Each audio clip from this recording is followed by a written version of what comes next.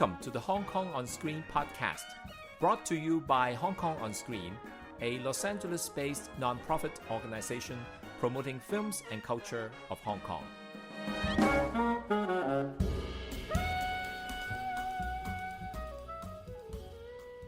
Hi, everybody. Welcome to this podcast episode of Hong Kong On Screen. My name is Lindy Leong. I'm one of the collective members. And today we have the great privilege of welcoming a friend of Hong Kong cinema and a friend of mine, Patrick Lowry, who's from the Academy of Motion Pictures Arts and Sciences, who recently programmed a wonderful, long overdue retrospective on Hong Kong action cinema icon Sammo Hung at the Academy Museum.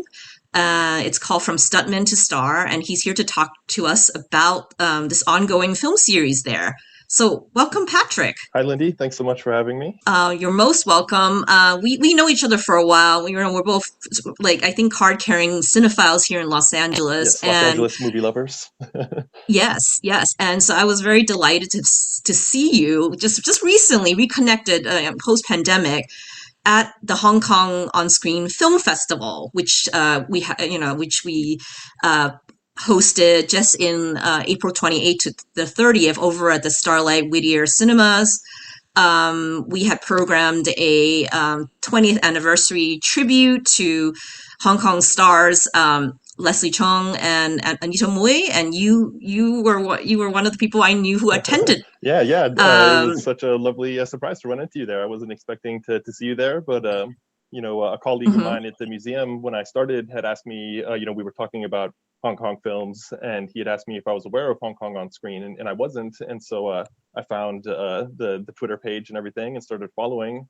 And I would notice the posts about different screenings around town. And when I saw you guys were doing your very first film festival of your own, and it was local, here in Whittier, I was like, oh, I've got to make sure I make it over there. And I was excited to see Rouge, a fan of Anita Mui, and I had never seen that film before. I knew it had gotten a recent restoration.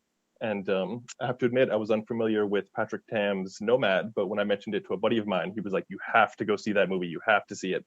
And I made sure that I made it out there and was very surprised to run into you there, and happily surprised. so glad we got to reconnect.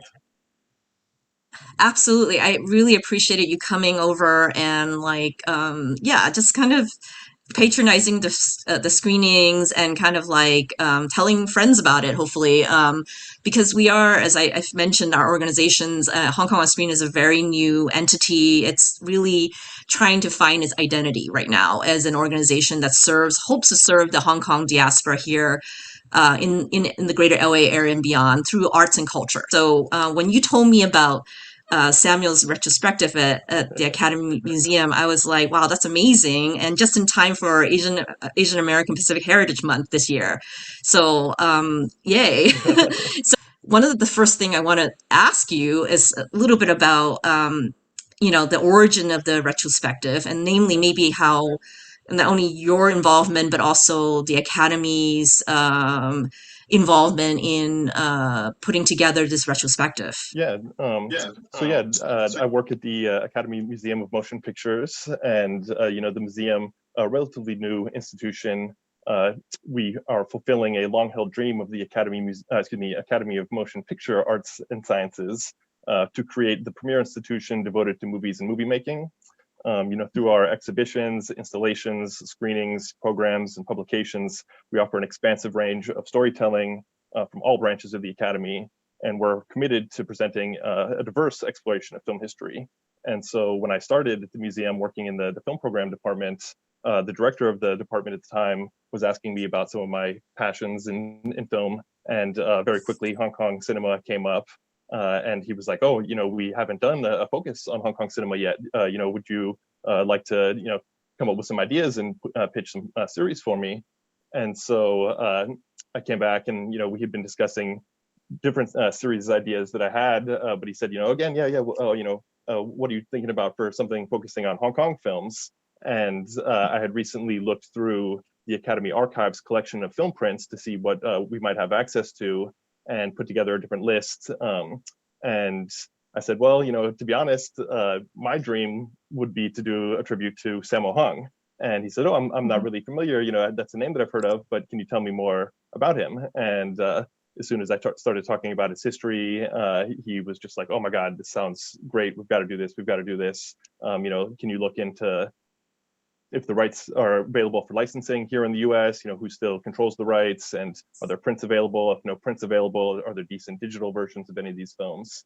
And so, I just excitedly started reaching out to any and everybody that I could. And,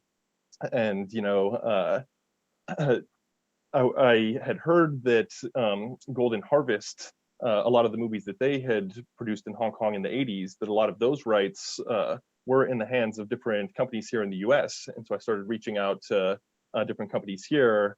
But unfortunately, I was a few years too late, and those rights, most of those rights had reverted back to Fortune Star and other companies like May Ah in Hong Kong. There were a handful of titles that Warner Brothers still hold the rights to, and some of those were Sammo Hung titles. So that was very helpful that they're local and we deal with them a lot. We already had an established relationship with them. And so I started looking at their list to see what would fit the series. And at first we had a little difficulty getting in contact with some of the companies in Hong Kong, Fortune Star, May Ah, Celestial, who does the Shaw Brothers films and whatnot. But we were put in contact with the Hong Kong Trade Development Council, and Tiffany Wong over there was very, very helpful. And she got us in communication with these companies, and we started, working out deals, finding out what they had available, what they had good quality versions of. Then basically I just kind of put together my dream list of what I personally thought would be, a great way to show different aspects of his career. Because, he's such a prolific filmmaker, not only a star, but directed several films, did the action choreography for countless films, was the head of several different production studios, was producer on numerous films. And so we really wanted to show his wide range as a filmmaker, and include films that he starred in and directed, films that he just directed, films that he just starred in, films that he just produced, because even the ones that he produced, it's pretty obvious that they have Sammo's stamp on them, and it's made with under his watchful eye, and following his jovial spirit and whatnot. So obviously this series could not have materialized without your own personal fandom of Samuel and your own personal kind of like love of him as this kind of like multifaceted performer and artist. Not only is coming from a background of being a stunt performer to kind of like working his way in different roles in the industry as an martial arts action director, and like eventually becoming like his own like director and director of other of his colleagues' films, and being a kind of like a collaborator within the industry itself, like him kind of giving starts to a lot of giving career professional opportunities to a lot of his contemporaries, peers. I think that's reflected in some of the films you selected in the series, where they're featured either in front camera or back in the back behind the scenes. So like you met besides your personal love of his overall work, but like just himself, him as this kind of major figure of the Hong Kong New Wave movement, specifically like of the 70s and 80s going into the 90s, and him being synonymous with Hong Kong action cinema for the longest time. Even today, people think of some of these films that you've programmed, you've included in the retrospective, as like seminal Hong Kong action film. And I don't know if you want to talk a little bit about what makes Samuel so unique among his peers. My first introduction to, I guess, Hong Kong cinema, or, when I was young, I had seen at least pieces, if not all, of Enter the Dragon. But I have to admit, when I was young, that didn't leave much of an impression on me. But when I was a young teen, a classmate of mine, a good friend of mine, his mother was a film professor at USC, and Rumble in the Bronx was released here in the US, and she took us to it and was like, you guys are going to love this movie. I've seen Jackie Chan's films at film festivals before, and this is just going to blow you away. And she was not wrong. Literally, after we saw that, we were just like, oh my gosh, what is going on here? You know, why are not all movies like this? You know, this is the coolest thing I've ever seen. And tried to seek out more movies like that. Unfortunately, not many of them were readily available here in the US on home video, but we did find a videotape called The Deadliest Art, which I think was released in the UK, just called The Best of Martial Arts. And it's basically a compilation film that Golden Harvest had put out, featuring highlights of a lot of great martial arts films and focusing on their stars, Bruce Lee, Jackie Chan, Sammo Hung, UMBO. And so as the narrator would talk over these clips, we were just trying our best to remember the titles of all these films. And anytime, you know, a certain scene would come on, we're like, oh my God, wait, what was that movie? How can we find that movie? We've got to, and that was my first exposure to Sammo, the first footage of him that I ever saw. And he is just so immediately captivating. Just the moment he was on screen, just, I don't know, nobody looks like him, nobody moves like him, nobody is as silly as him while doing these amazing action stunts. You know, I just feel like growing up here in the US, every action star was just had to be so perfect and so tough, and nothing could get in their way, and you know, nothing would get them flummoxed. And Sammo was just constantly flummoxed and bumbling while doing these amazingly executed acrobatic sequences and showing off this incredible acrobatic prowess.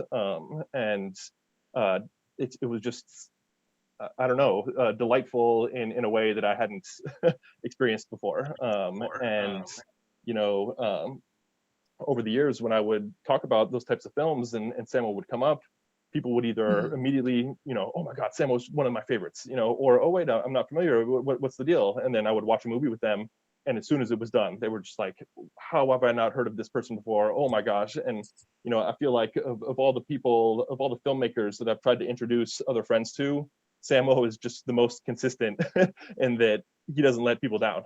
You know, his movies just always deliver. And yeah, I just wanted to share that love. You know, like you said, you know, he was big in the 70s and 80s, especially in Hong Kong into the 90s. You know, when we had the bit of the Hong Kong wave here in the 90s when Jackie Chan was getting popular and whatnot, we were lucky enough to have Sammo star in a TV series here. I think it started in 1998, Martial Law. And you know, it's just a shame that I feel like modern audiences, you know, we don't have the easy access to him that I did because of that wave that was going on. You know, Fox put out a couple of DVDs of some of his classic titles of that time, but I feel like he hasn't really gotten that treatment on Blu-ray quite yet, at least here in the US. I've noticed in the UK, several great titles of his are being released, but I'm hoping that, you know, he'll get the same attention here in the US and old fans can see really, really clean, good quality versions of his movies. And also, you know, a new crop of fans can learn about these great films.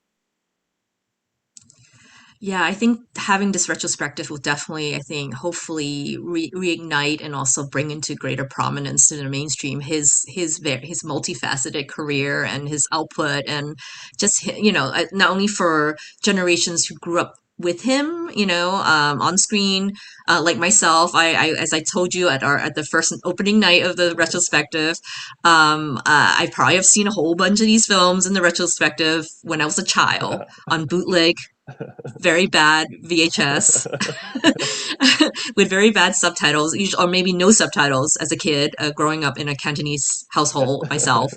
But it was really a delight to see it with an audience on the big screen in, like, you know, the best quality prints available. And yeah, So I mean, I have to admit that opening weekend, you know, when we were playing Project A, that was one of the early Jackie Chan's movies that I found, you know, one of his classic films that I was able to find here on home video. and watched it. And you know, Sammo is so great in that, and UMBO has so much fun action in it. But since that was one of the early ones, and I've seen it so many times since then, and still love it to this day, this was my first time getting to appreciate it with you know, a full audience and hearing everybody laughing and reacting at the same moments that I've just enjoyed so many times over the years. And it was really a moving experience, you know, getting to enjoy it with that many people. Yeah, I definitely sense the love in the room for him, and for like what and the delight and joy that people experience watching him on screen that evening. So yeah, imagine that's the case for every evening of this retrospective that's running throughout the month of May here. Yeah. Yeah, I mean that's fabulous. Can you talk a little bit also about the films that you ultimately selected for the series, and like yeah, like just some background about why these films were selected and so Yeah, forth. of course. So, Hmm. like I said earlier, you know, I was hoping to show different aspects of Sammo's long-running career. I mean, speaking of long-running career, we're having trouble getting some interviews done with him currently because he's actively shooting a new movie right now. You know, the guy Hmm. doesn't stop.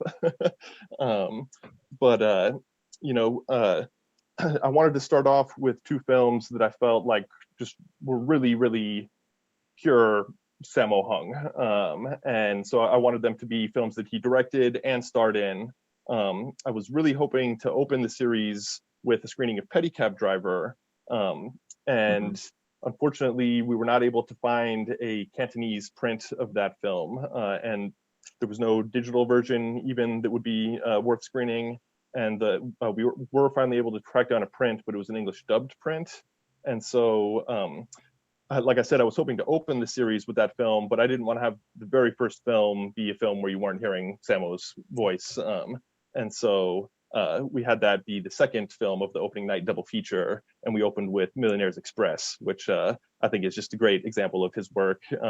And as you mentioned, you know, his importance in the industry, just because how many careers that he launched and how many people that he just worked with for numerous years, and Millionaires Express is a great example of that.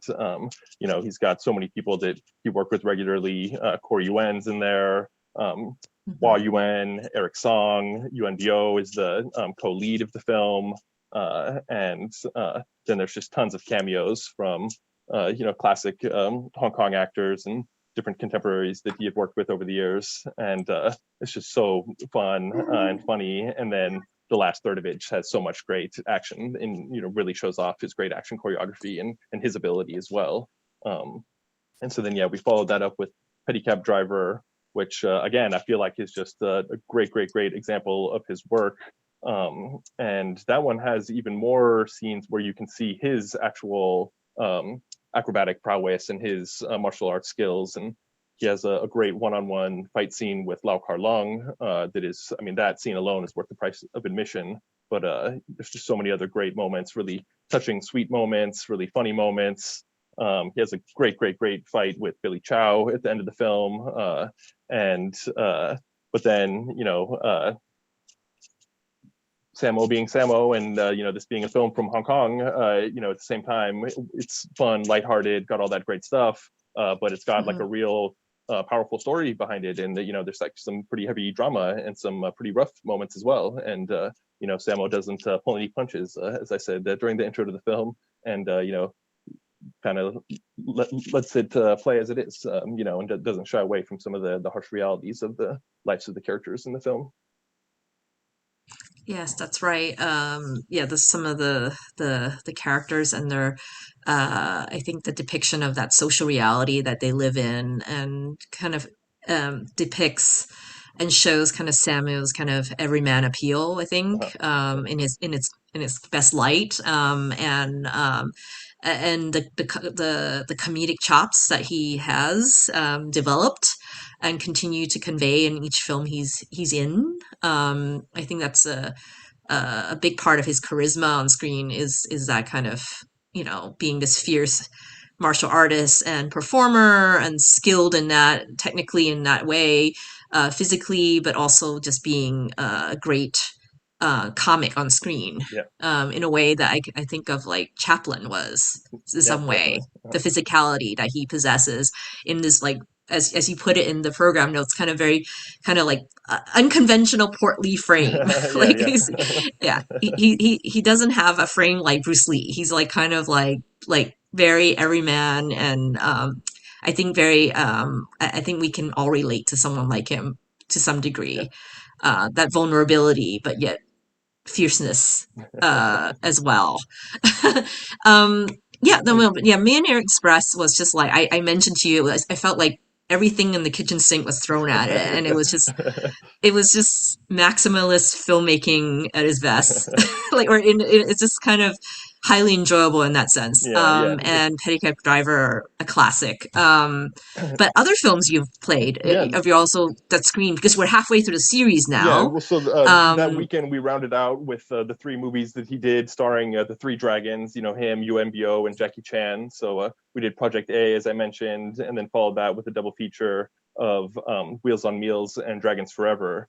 And you know, it's interesting. It seems like a lot of people that I've spoken to who aren't super familiar with Hong Kong cinema, but you know the Bruce Lee films and the Jackie Chan films. It seems like Dragons Forever or Wheels on Meals were kind of like their only awareness of Sammo. You know, those seem to be the ones that were the most widely known. And I was excited to play those because those were ones that I grew up with and, you know, had seen early on and really had a strong connection with. And yeah, those brought a great audience and people were very excited to see those on the big screen. And then that weekend we ended up with Painted Faces, which is the biographical film that he stars in, where he's playing Yu Jim Yuen, his master that he trained with at the China Drama Academy when he was in the Peking opera troupe, the Seven Little Fortunes. And so I felt that was important because not only did it show the story of how he you know, came about and started not only in acrobatics, but then eventually went into the film industry, but it's just a great performance by him. And he was actually won the, I guess it was his second Best Actor award that he won for that film at the Hong Kong Film Awards. And that film was also Hong Kong's submission for the Academy Awards that year. They put it forward as their potential nominee for you know, best foreign language film. It didn't end up getting nominated, but that was the one that they had submitted that year. And throughout, you already mentioned the whole process, the behind the scene process of sourcing prints and the best quality prints for the series. And some of these films, like as you mentioned, are playing in film format, 35 millimeter when possible, and others are playing digitally in DCP, which is the standard today. What were some of the just because I'm also besides being a film media educator and um, and a programmer, I'm also an archivist as well. So I'm very curious about like old films and preservation efforts that have hopefully helped restore and keep them these films alive for an audience to consume on the big screen. Just all these films that you've been vetting for the series, like what were some challenges of working around finding the best prints? I mean, that apply to the films that are screened and also maybe the ones that are forthcoming in the series. Sure. Mm-hmm. Yeah, you know, one, as I mentioned, Pedicab Driver, I was really hoping to play in its original Cantonese language. And we did at one point get our hands on a print that was the Cantonese version. It had English subtitles and Chinese subtitles, but it had not been kept in good condition. Pretty much all the color had faded away. It looked like just pretty much bright magenta on screen. The print was really, really warped, and you could barely hold focus for more than a few moments before it would go out of focus and you'd have to adjust again. And then on top of that, at some point, a distributor, you could like physically embossed, like, you know, you could feel on the film print another set of subtitles. There was Korean subtitles that they had done as side titles on the top right portion of the print.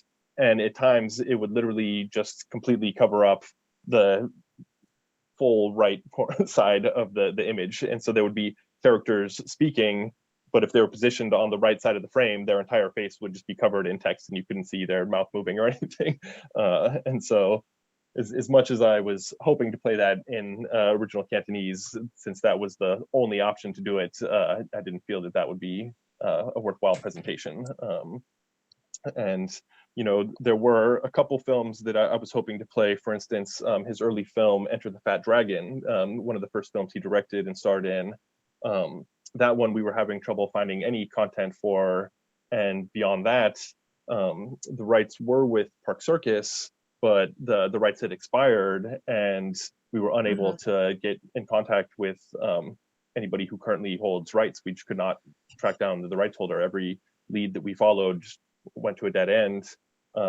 We eventually did find a film print that was available for that from a private collector, but at that point we still hadn't figured out the rights issues with it, and we had so many other things already moving forward at that point that we just had to unfortunately let that one fall by the side. But then, yeah, when we were speaking with Fortune Star, fortunately, they've seemingly done a great job with doing digital restorations of a lot of their key titles. So they had a few titles that were already ready as DCPs, a few as HD files that we were able to create DCPs from. And when I was speaking with May Ah, they are the rights holders for Odd Couple and Skinny Tiger and Fatty Dragon. I let them know that we know a collector in town who had a print of Skinny Tiger and Fatty Dragon, but were asking if they had any material for Odd Couple. They let us know, unfortunately, the only print they had of Odd Couple was not going to be screenable.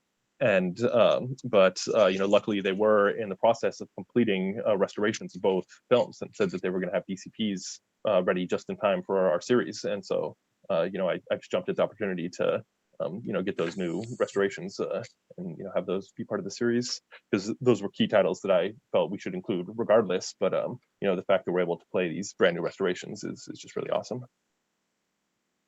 That's amazing. Yeah, I feel like just gleaning over the list of films that you've included in the retrospective, I just like, I don't know if I've seen many of them on the big screen. I mean, they were all like, again, on VHS bootlegs back in the day, when I was a kid, and like I think a lot of them have been circulated in that way for many, and whether on VHS or VCD. Oh yeah. Remember those?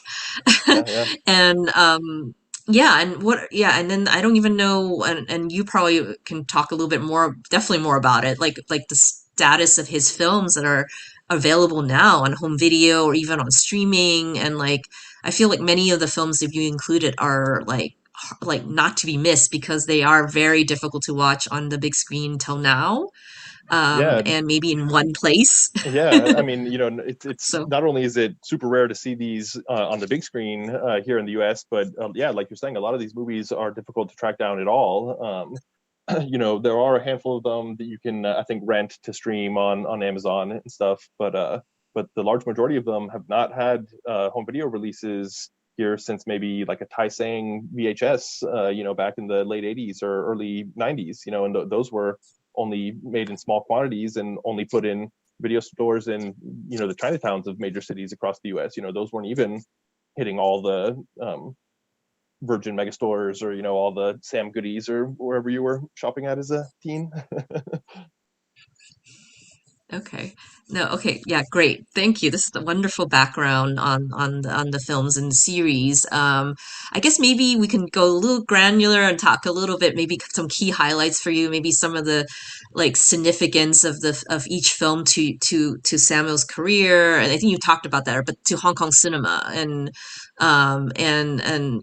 maybe it could be very personal, but you feel like these films are like that were curated by you, to like why, as a group, how do they stand to kind of like show this kind of Samuel in his this multifaceted light, as a stunt coordinator, an actor, producer, director, as an industry titan of his Yeah, day. definitely. Yeah, some things about highlights of significance of each film Yeah, to you. or I feel like I covered the films that we've already screened, but Hmm. coming up this Friday on the 19th, we're screening Eastern Condors, which I have to admit, several people, when I sent out my list, or let them know what we were going to be screening, we're just like, oh great, Eastern Condors is my favorite. And I really love that one. I will say it's a little bit of an outlier in Sammo's movies because it has less of the comedy than he's known for. This one's a little bit more serious and straightforward. It's basically a Vietnam War film, but then obviously has some great martial arts in it as well.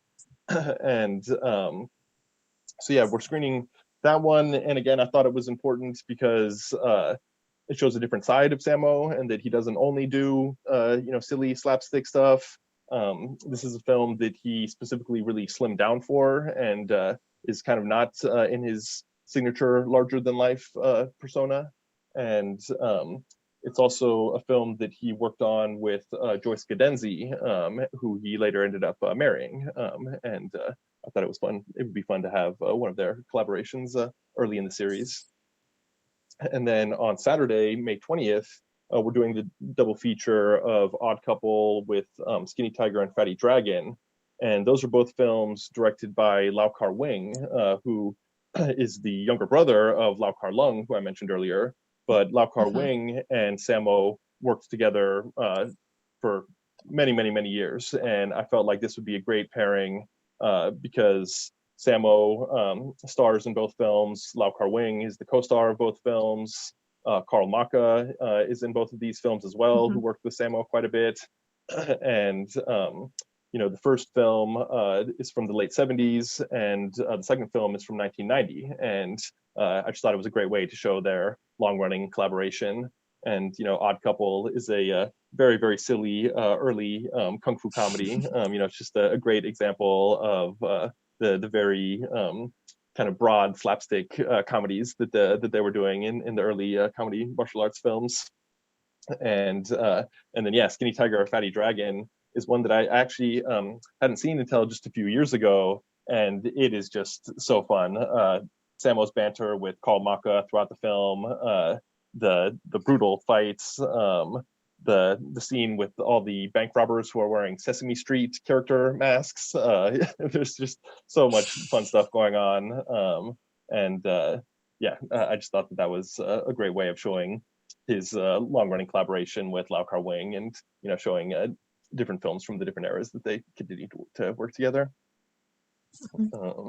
And then yeah, the following Friday after that, May 26th, we're doing a double feature of movies that he just produced. Knowing Sammo, never one to shy away from the camera. He does have a minor role in one film and a very, very brief cameo, literally a like blink and you'll miss it cameo in License to Steal. But those films both star Joyce Cadenzi, who I mentioned was someone that he worked with and later married. And the first one, She Shoots Straight, is directed by Corey Yuen, who also trained at the China Drama Academy with Sammo as a youngster, and just a long time collaborator with Sammo. And that movie is just really, really fun. I think Joyce is a great female lead. There's lots of great strong female characters.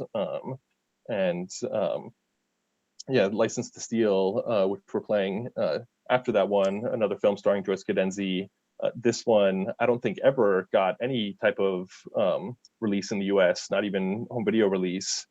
And it's one that Warner Brothers still has the rights to, and they did have a print in their depot. And so I was really excited to get that one, because that one's a lot of fun. It's got UMBO as a co-star. Richard Ng is a comedic co-star, and then Joyce Cadenzi and Agnes Aurelio are two really strong, badass female characters going head to head. And it's just got a lot of great fun and exciting action in it.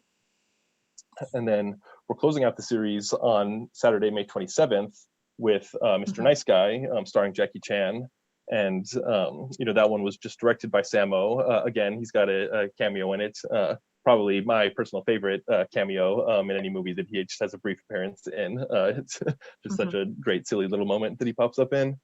But I wanted to include that one because that's the only film that Sammo directed that got major distribution in the US, that was picked up by a company here in the US and had a massive wide release. And as I was saying, in the 90s, there was the big wave of Hong Kong films that was going on here. And so obviously, that came out in that time. And I guess that was probably that has to be the first film that I ever saw directed by Sammo in a movie theater. Wonderful. That sounds like, just what you've rounded up for us for this retrospective sound like it's a very well conceived and very well thought out series, Thank you. working with the best source media available to screen on the big screen at the Academy. And I guess maybe ultimately when all this work is done and you're able to show this to an audience, the general public, I'm curious to know like what have you learned from this experience of programming this series, and maybe also and also what do you want audience to take away from attending any of these films? Well, yeah, I learned quite a bit, I have to say. But some of the things that pop into my mind are, I guess, be willing to be flexible. Remember, you're not programming it just for yourself. And think of the project as a grander idea than just what are my favorite things, but what is a good intention behind each film, what is good reasoning to have each film in the series. But then beyond that, also don't be completely married to one specific film or one specific idea, because you never know what could fall through for various reasons, whether it's licensing or rights reasons or just finding usable material, if just because you're really excited about one thing, if that doesn't necessarily happen, don't let that completely derail your whole idea or project. I also learned how excited other people are about these types of films. Some of the organizations that we worked with, just as soon as I mentioned the name Sammo Hung, they were just so excited to help out and do what they could to get us in touch with other organizations or the different companies that we needed to get the licensing deals with. And then just at the opening night reception that we had for the series, just seeing so many fans that aren't even necessarily in the film world, other than just film lovers, just coming up and thanking me for the series, or just saying that they've been waiting for something like this to happen. I'm just really glad that we were able to do the first series at the Academy Museum, focusing on a Hong Kong filmmaker. And I hope that it's the first of many. I hope this can be a somewhat regular thing. And I guess for people attending, I just hope that you are going with an open mind and ready to see something that's very, very different. I guess as I was saying earlier, I was just so captivated by Sammo the first time I saw him on screen.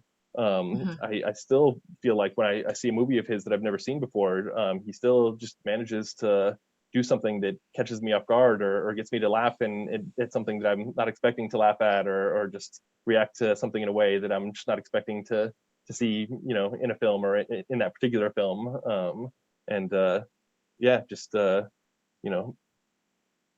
Be adventurous when it comes to film going, and step out of your comfort zone a little bit if you're not familiar with these movies, because I promise that you'll love them. Wow. Yeah. This is definitely we've heard from a true fan of not only Samuel but Hong Kong cinema.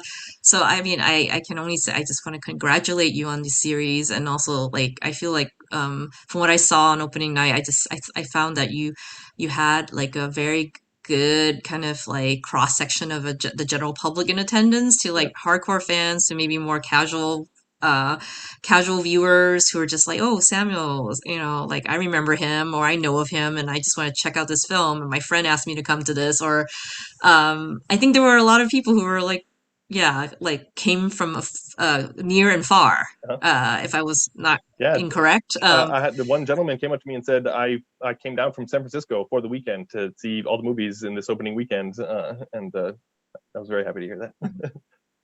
Yeah, I mean that's what you want. I mean, I think that's the goal for both of our organizations is to kind of like have film goers, both casual and like more hardcore, more dedicated film goers, attend screenings that captures the the Hong Kong experience or like like Hong Kong representation or promoting that in some way. In regard to HKOS, we are as I mentioned before, we are a collective, and most of us are invested in the arts, whether we are cultural workers or we're just fans of various artistic forms that promote Hong Kong culture. So like having a series like Samuel and hopefully future series on Hong Kong cinema and maybe Hong Kong stars and industry folks featured. It's just a boon to the community, I think, here in Los Angeles and beyond. So yeah, our so I was very interested in kind of like asking you about all these questions and just engage and hopefully collaborate with you and Yeah, I mean, it's around. as soon as I heard about the, as soon as I was told about the Hong Kong on Screen organization and read your mission statement, and just very excited to learn more about you, and just so happy that there's another organization wanting to promote Hong Kong films and art, in Los Mhm. Angeles. And yeah, every time I see you guys post a new event or a new screening that you're putting on, I'm very excited that all that's continuing to go Yeah, on and grow here in LA. we definitely want to like yeah we definitely want a platform like his like kind of like legacy cinema like or like classics like what Samuel retrospective Mhm. represents, and also like contemporary Hong Kong film that maybe resonate and kind of speaks back to the past, And and that's why I thought that's your our guys' goal. opening, I mean, the very first Yeah, festival that you did, I thought you guys did such a great job. People could come see Days of Being Wild in the morning and then stay and see Narrow Road in the evening, see a classic and a brand new film. You had all the great short yeah. films running before. I just thought you guys did such a great job with that. Thank you. We're trying, trying to have a balance here. So yeah, I think that's great. I'm really glad that the series is running, and can you tell the folks like what are the dates and where is it playing, and just so that we can and information, where can they find information about the film series? Yeah. So, you can go to our website, academymuseum.org. And the museum itself is right on the corner of Wilshire and Fairfax. We're right in the heart of Miracle Mile. And yeah, we've got our remaining screenings coming up this Friday, the 19th, is going to be Eastern Condors. Then on Saturday, the 20th, we're doing the double feature of Odd Couple with Skinny Tiger and Fatty Dragon.